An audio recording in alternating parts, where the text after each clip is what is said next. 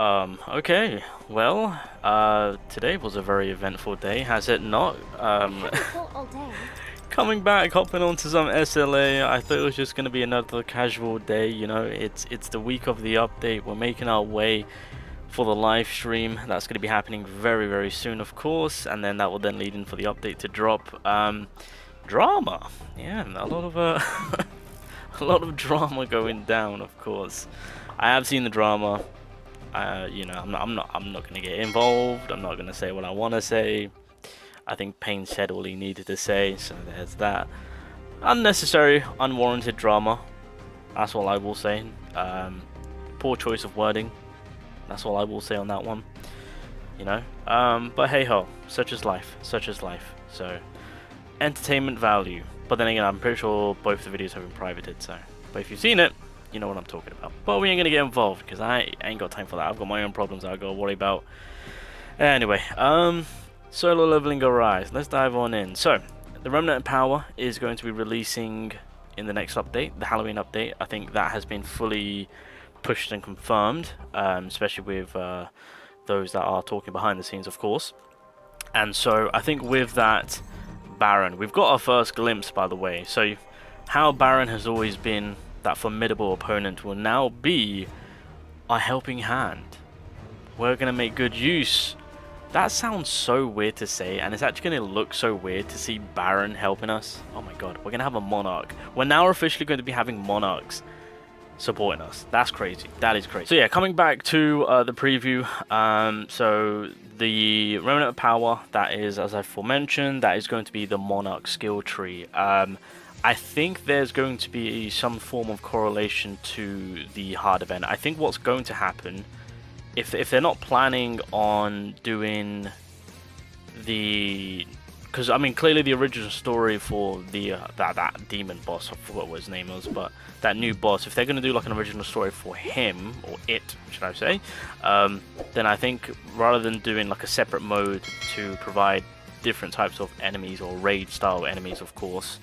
I think Workshop of Brilliant Light is going to be our access in to getting our first monarch, right? Baran is going to be the first monarch, and they'll probably make it so that the material required will be in the hard difficulty, because I mean clearly they are, well, Vulcan won't have any type of addition to having Barons as peace.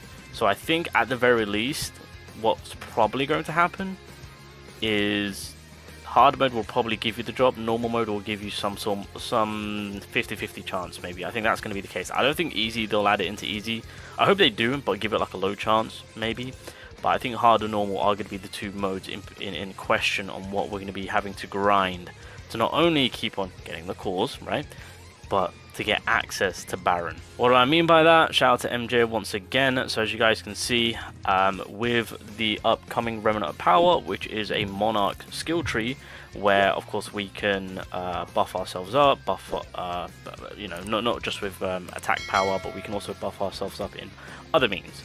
And so from that, eventually within the skill tree, there'll come a point where we'll have access to eventually being able to summon a monarch. So just like how you can summon shadows, it's going to be working in that same similar fashion. And it seems by maybe working on our specific monarch in use, so just like how we can work on shadows, right, we have to use those orbs and whatnot, this is probably going to be working in a similar way. That, or this is probably going to be to unlock Baran. Maybe we need a certain amount to then, once we get to that skill tree, to have it unlocked. So here it is, there's Baran.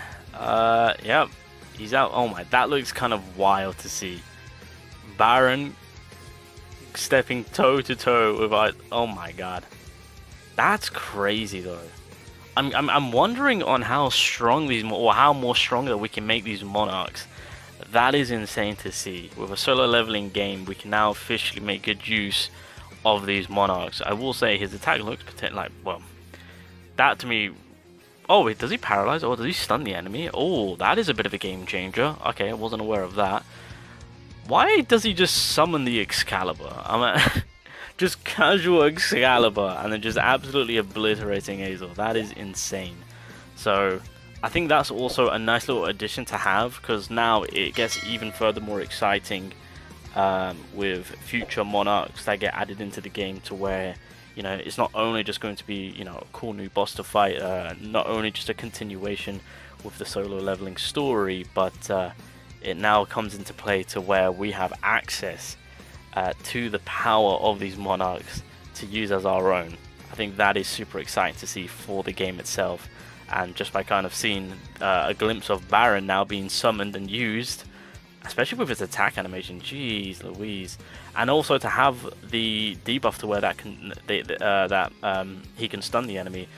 That's going to be very helpful. I'm eager to see on what the future monarchs will add. Was that an attack buff? I think there was like an attack buff at the end too. Fairly interesting. So this is going to be a huge step now. This is a clear indication that 100% half anniversary, there's going to be, I want to say, a nice little leap in terms of power level. That's something to look forward to. Again, just seeing Baran in action. Whew, I am ready for that. Now, one thing which I do want to quickly briefly mention was when we looked at Isla's kit, of course, going into the kit, reading it, I was somewhat kind of confused in terms of being like, oh, she's going to be doing this or this or this. Now I just thought, oh, okay, so they haven't really confirmed on whether or not if she's going to be leaning more towards doing this and this and this, right? Given her like a concrete path on how her kit's going to be working, right? It seems that it's all RNG from what everyone is saying. Like example, Isla heals all allies while dispelling harmful areas and applying a random buff to the team, either boosting their damage, shielding them, or applying critical stats. So I got that kind of wrong, because I just thought, oh, because I mean I completely forgot, well, I completely just ignored this part, and I was just like, oh, okay, so they're either going to be boosting their damage, shielding them, or applying critical stats. They haven't confirmed on which one they're going to go with, but we'll find out when the live stream happens. No, she's an RNG support healer. I don't know how I feel about that. That is going to be unique. That is going to be very interesting to see on how that's going to play out.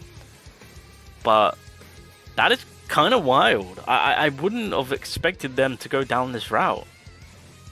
So, talk about gambling on a support character?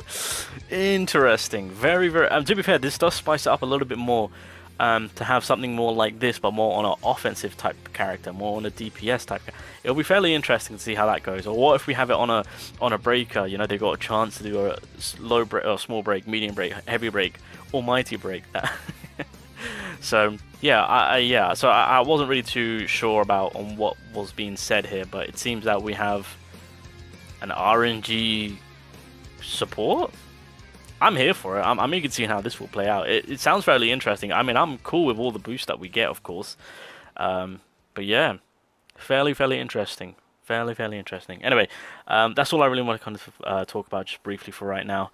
But yeah, Baran in action, RNG support healer. Oh, this update is looking to be very eventful.